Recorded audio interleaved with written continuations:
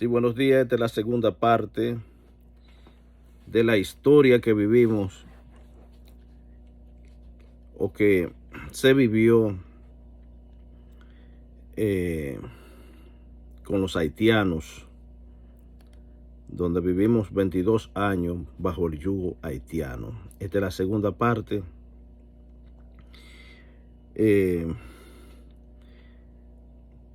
Donde dice: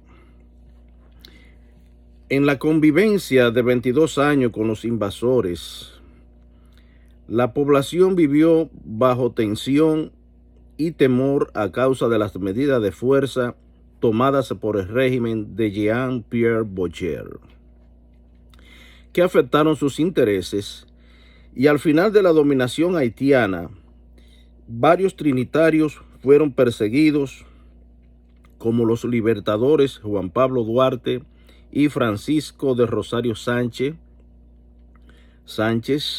quien fingió su muerte para eludir la acechanza.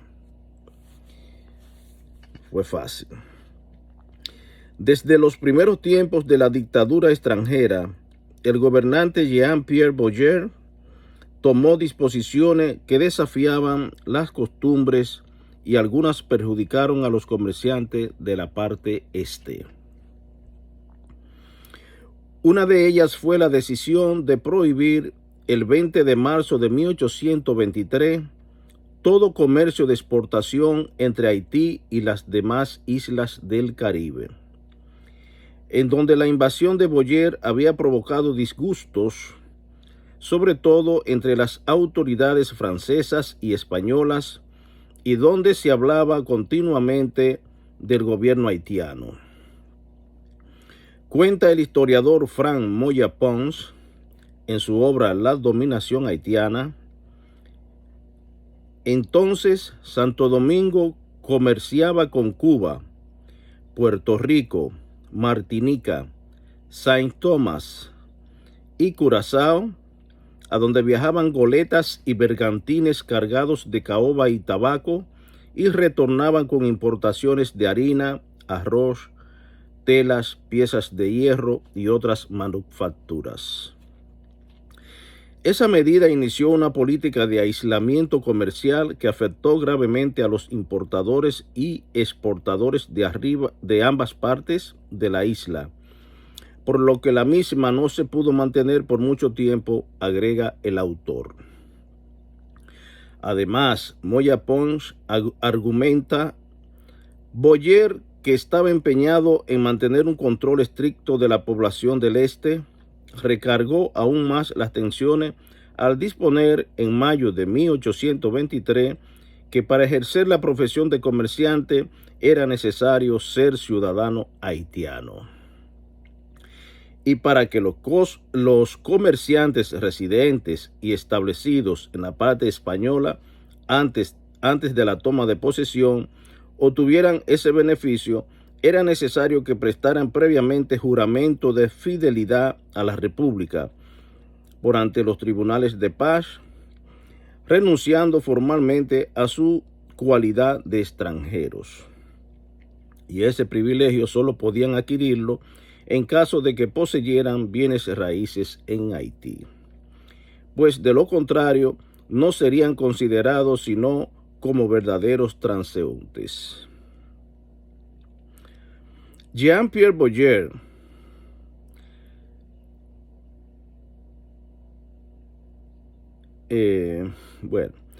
la relación del gobierno y la Iglesia Católica también se mantuvo tirante. El clero rechazaba al régimen, ya que perdió propiedades, sueldos y cargos en la Universidad Santo Tomás de Aquino, cerrada luego de que Boyer ordenara el reclutamiento de jóvenes de 16 a 25 años para alistarlo en el ejército. Oigan eso, señores. Por lo cual la academia se quedó sin alumnos y cerró. Oigan qué bandido, sacar los jóvenes de la universidad de 16 a 25 años para reclutarlo en el ejército. Cuánta ignorancia, Dios mío. Además, el arzobispo Pedro Valera rechazó la propuesta de Boyer para que se convirtiera en el obispo de toda la isla e hiciera visitas pastorales a la parte haitiana, y tampoco quiso recibir retribuciones del gobierno. Joaquín Balaguer escribió que, ante las adversas circunstancias que enfrentaba Valera salió el 28 de junio de 1830 hacia el destierro en Cuba, en compañía de un grupo de religiosos y de algunos laicos, y contó que un asesino pagado probablemente por el usurpador había atentado pocos meses antes contra su vida. La punta del puñal del asesino se partió providencialmente sobre la cruz que el prelado llevaba pendiente del cuello, agregó el escritor y expresidente dominicano. También los campesinos del Cibao le hicieron resistencia al régimen, ya que no acataban el mandato de cultivar frutos como el cacao y la caña del azúcar, y optaban por dedicar sus energías al corte de madera, a la crianza de ganado y a la montonería, labores a las que estaban acostumbrados y no les demandaban grandes esfuerzos. En el este no fue aceptado el trabajo obligatorio con el que los haitianos estuvieron familiarizados en otras épocas, y trataron de imponer la disposición copiada del Código Napoleónico. Entró en vigencia en Haití en el año 1821 para garantizarles mano de obra a los grandes y medianos propietarios, ya que impedía a los campesinos abandonar los predios donde laboraban. La medida fue rechazada por los trabajadores haitianos y por los dominicanos. Los haitianos argumentaron que no se habían rebelado contra sus antiguos amos para ser de nuevos esclavos, y los dominicanos se justificaban expresando que habían vivido siempre sin ataduras a la tierra. En el Santo Domingo español no se concebía ni se aceptaba que se pretendiera cambiar la tradición laboral en este territorio. El trabajo agrícola se basaba en gran parte en la ganadería, en la producción de algodón y tabaco y en el corte de madera. A pesar de que disponían de miles de tareas, los hatos eran explotaciones medianas con un número de reses mansas que oscilaban normalmente entre 100 y 300 cabezas. El propietario raramente tenía más de 3 esclavos trabajando. Esto implicaba que en el hato prevalecía la cooperación laboral entre el sometido, el propietario y su familia. En el este, el objetivo básico del código era garantizar la distribución de tierra y la eliminación del sistema de los terrenos comuneros, de acuerdo a la ley del 8 de julio de 1824, que perjudicó a los grandes propietarios, incluyendo a la Iglesia Católica.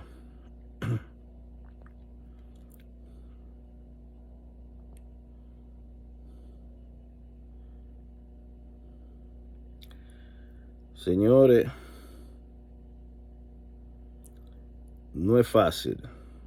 No es fácil lo que vivimos en esos 22 años del yugo haitiano.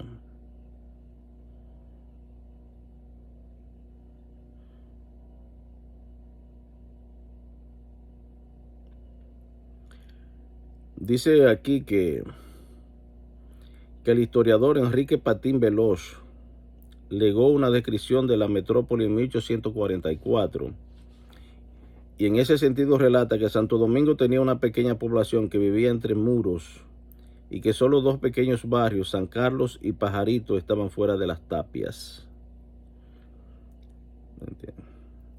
Entonces, la ciudad carecía de alumbrado público. La oscuridad la cubría con su negro manto en las noches sin luna, salvo las iglesias que eran de piedra y mampostería, y de algunos edificios que eran de tapia. La mayor parte de las casas eran bohíos de techos de yagua y paredes de palma, describe el autor en el sentido masónico de la vida y la obra de Duarte. Asimismo explica, las calles eran de tierra, carecían de cunetas, y las aceras, Cuando las tenían eran desiguales y fuera de las calles principales. La hierba crecía en muchos sitios de ellas. En el Santo Domingo de entonces, a las 9 de la noche, sus habitantes se recogían en sus casas y solo circulaban escasos transeúntes y alguno que otro sereno portando un farol. Rememorando aquellos años de decadencia y degradación, la celebrada poetisa Salomé Ureña escribió su poema Ruinas. Manuel de Jesús Mañón Arredondo expresa en su obra Crónica de la Ciudad Primada que en la Plaza Mayor, hoy Parque Colón, que contó siempre con el gran atractivo de sus edificaciones oficiales y particulares, se reunió el pueblo durante el acto de declaración de la independencia efímera proclamada por José Núñez de Cáceres, cuando muchos se lanzaron vivas al nuevo Estado independiente nacido e inspirado en la Guerra de Liberación de América Latina. En esa zona recibió el general Jerónimo Maximiliano Borguellá, el gobernador de Santo Domingo, quien adquirió la casa, la reformó y la usó como sede del régimen haitiano. Antiguamente la residencia había pertenecido a los Dávila Fernández y su construcción se le atribuye al mandato de Nicolás de Obando. En tiempos de la ocupación, el edificio era percibido como símbolo del poderío haitiano. Hoy, el inmueble conocido como Palacio de Borguellá puede ser admirado por su galería de arcos de influencia francesas y otras características arquitectónicas.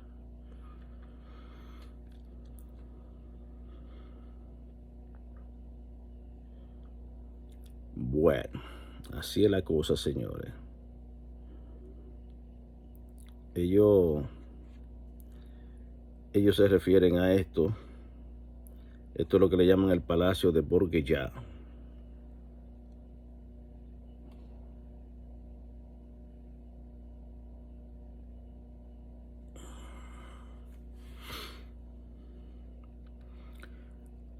Bueno, señores, vamos a dejar hasta aquí este video. Espero que haya sido de su agrado. Espero que lo vean, que lo escuchen, que lo compartan. Lo hacemos con solamente con el interés de que ustedes se interesen por la historia y que se pongan claro de la realidad de lo que fue la invasión de los haitianos, o sea, de lo que vivimos bajo su mandato. O sea, los dominicanos vivimos bajo su mandato 22 años bajo el yugo haitiano.